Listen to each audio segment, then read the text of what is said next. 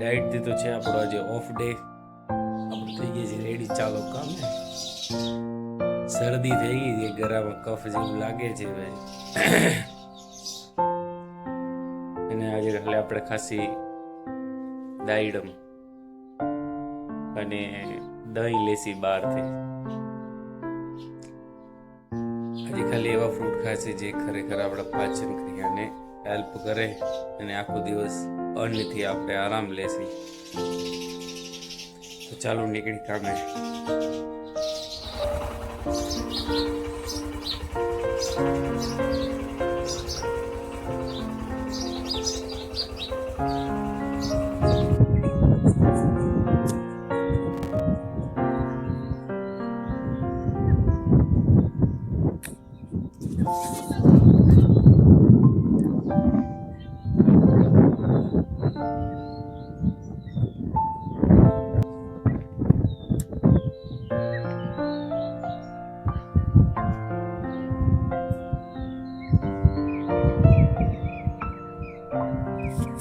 સવાય થાય છે 7:30 જેવું. થોડું અંધારું થવા માંડશે હમણાં. આપણે મસ્ત આવીને ફ્રેશન અપ થઈ ગયા છે કામેથી.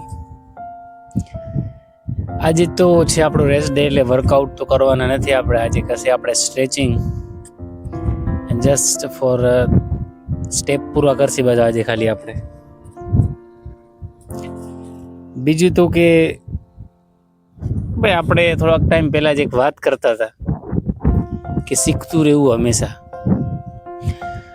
તો એમાં જ આજ થોડીક વાત કરી, કેમ કે એક મિત્ર જે આજે ભેગો થયો તો ભાઈ કે એવું ના હોય કે એક ટાઈમ પછી શીખવામાં શરમ આવવા માંડે, એક ટાઈમ પછી કોઈને પૂછવું એ શરમ આવે.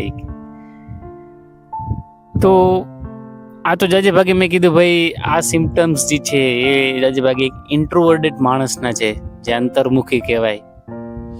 બાકી ખરેખર જેને શીખવાની ભૂખ હોય છે ભાઈ, એને કોઈ શરમ તો આવતી નથી ખરેખર. અને કંઈક ખરેખર જેને કંઈક કરવાની ભૂખ હોય એ શરમ જેવી વસ્તુને તો ના જોઈ. તમે ક્યાં ખોટું કરી રહ્યા છો યાર? આપણે ક્યાં એવું કઈ કરી છે ભાઈ કે જેમાં શરમ આવે? હવે આજની દુનિયા, આજના સોશિયલ મીડિયા ને લાઈફસ્ટાઈલ, અને તમે ઇન્સ્ટાગ્રામમાં જોતા જશો, સ્ક્રોલ કરતા હશો, તો એમાં તો ભાઈ નોન સ્ટોપ સ્ક્રોલિંગ છે ભાઈ.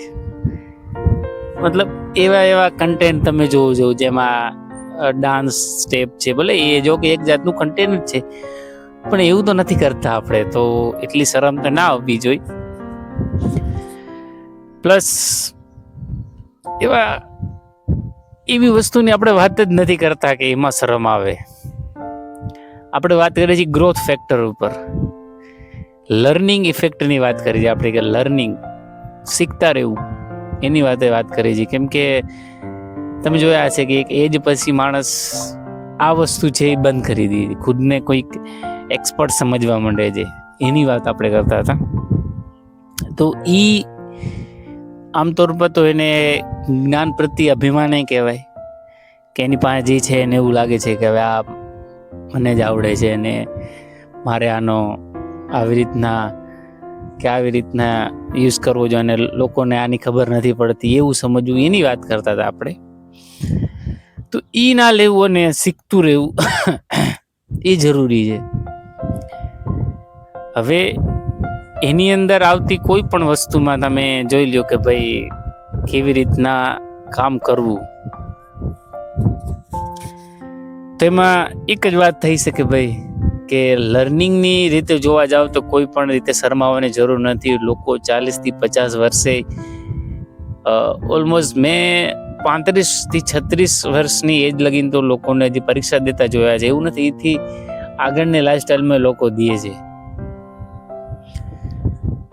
તો પ્રોબ્લેમ શું છે? પ્રોબ્લેમ છે લોકોને જજ કરવું. આપણી આપણે એવું વિચારી લઈએ છીએ કે આપણે આસપાસના લોકો આપણે જજ કરવા માંડશે આપણે આવું કરશે તો. ઇવન ઇંગ્લિશની વાત જ લઈ લ્યો ભાઈ, કે આમ જોવા જઈએ તો આપણું ઇંગ્લિશ બહુ કાચું હોય, મારું ખુદનું છે, પણ એના વિશે આપણે કોઈને બીજાને વાત કરી કે ભાઈ આનો સ્પેલિંગ શું થાય, કે આમાં મતલબ અર્થાત ઇંગ્લિશ વિશે, તો હવે પેલે તો જો એને આવડતું કે નહીં, પછી આપને જજ જરૂર કરે કે આને એટલું નથી આવડતું.